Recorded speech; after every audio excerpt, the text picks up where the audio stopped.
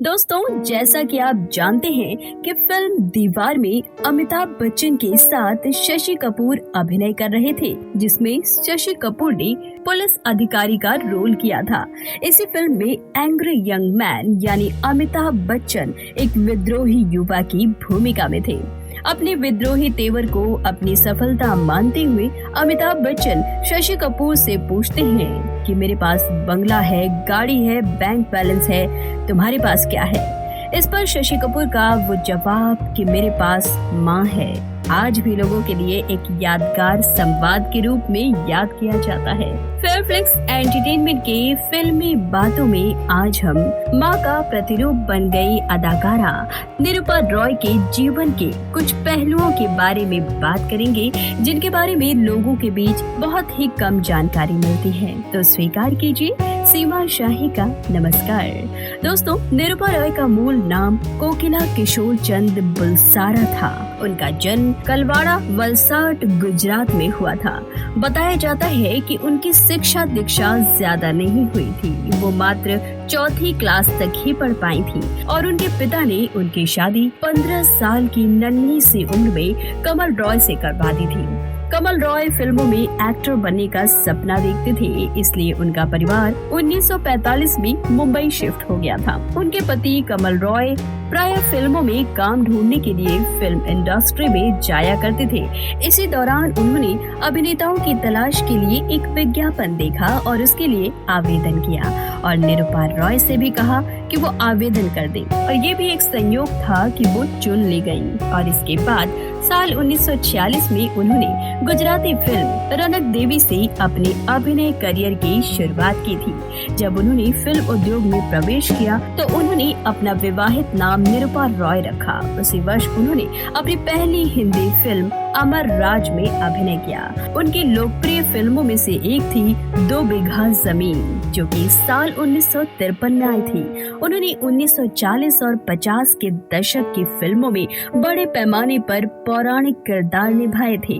हर हर महादेव में उन्होंने त्रिलोक कपूर के साथ पार्वती देवी की भूमिका निभाई, जिसमें त्रिलोक कपूर ने शिव की भूमिका निभाई थी। ये फिल्म साल की सबसे ज्यादा कमाई करने वाली फिल्म थी। एक देवी के रूप में उनकी छवि बहुत ही मजबूत थी। उनकी छवि से प्रभावित होकर लोग उनके घर जाया करते थे और उनका आशीर्वाद लिया करते थे। उनके सह कलाकार में त्रिलोक कपूर मुख्य कलाकार थे, जिनके साथ उन्होंने 18 फिल्मों में अभिनय किया था। उनके अलावा भारत भूषण, बलराज साहनी और अशोक कुमार जैसे जाने माने कलाकार उस समय हुआ करते थे। 1970 के दशक में अमिताभ बच्चन और शशि कपूर द्वारा निभाए गए किरदारों की मां के रूप में उनकी भूमिका ने उनके नाम को एक गरीब पीड़ित मां का पर्याय बना दिया था। साल 1975 में आई फिल्म दीवार में उनकी भूमिका और मां और बेटे के संदर्भ में उनके संवादों को क्लिच के रूप में इस्तेमाल किया जाता है। उन्होंने वैसे तो अपनी फिल्मी जीवन की शुरुआत 1946 के दौरान प्रदर्शित गुजराती फिल्म गढ़ सुंदरी से किया था, लेकिन हिंदी फिल्मों में जब उन्होंने कदम रखा तो फिर कभी पीछे मुड़कर नहीं देखा। कुछ लोग साल 1949 में प्रदर्शित फिल्म हमारी मंजिल को उनकी पहली फिल्म बताते हैं, लेकिन निरूपा रॉय ने B.M. व्यास जैसे निर्माता और निर्देशक की फिल्म रनक देवी में मात्र 150 रुपए माह पर काम किया था। हालांकि बाद में उन्हें फिल्म से हटा दिया गया था। निरूपा रॉय को जितनी भी फिल्मों में काम मिला मां के किरदार के रूप में ही मिला, लेकिन उन्होंने इसे चुनौती के रूप में स्वीकार किया और यही उनकी सफलता का कारण बना। उन्होंने अपने करियर के दौरान 120 से अधिक फिल्मों में काम किया है। हिंदी सिनेमा में एक लंबा सफरनामा तय करने के बाद उन्होंने 13 अक्टूबर 2004 को इस फानी दुनिया को अलविदा कह दिया। निरूपा रॉय को सहायक अभिनेत्री के किरदार को निभाने के लिए एक बार नहीं बल्कि 3 बार फिल्म फेयर पुरस्कार से सम्मानित भी किया जा चुका है। आपको बता दें कि दर्शकों को उनका मां का किरदार काफी ज्यादा पसंद आता था। इसी वजह से उन्हें उसी किरदार में ज्यादातर रोल मिला करते थे। हालांकि वो अपने निजी जीवन के बारे में ज्यादा बात करना पसंद नहीं करती थी। इसी वजह से उनके फैमिली बैकग्राउंड के बारे में में ज्यादा कुछ मालूम नहीं चलता था। उनकी शादी के कुछ सालों बाद में उन्हें 2 बेटे हुए, जिनका नाम योगेश रॉय और किरण रॉय रखा गया। निरुपा रॉय की बहू ऊना रॉय ने अपनी सास पर दहेज लेने के आरोप लगाए और उनके खिलाफ FIR तक दर्ज करवा दी थी। आपको बता दें कि इस मामले में एक्ट्रेस को पुलिस ने गिरफ्तार कर लिया था। उनके बेटे उन्हें टॉर्चर करते थे और तरह तरह से परेशान किया करते थे। निरुपा रॉय ने ताउम्र दर दर की ठोकरें खाई। ये सब देखने के बाद पूरी फिल्म इंडस्ट्री में इस बात की चर्चा होने लगी थी। निरुपा रॉय के बेटे योगेश रॉय और किरण रॉय दोनों ही जायदाद के लिए एक दूसरे से लड़ा करते थे।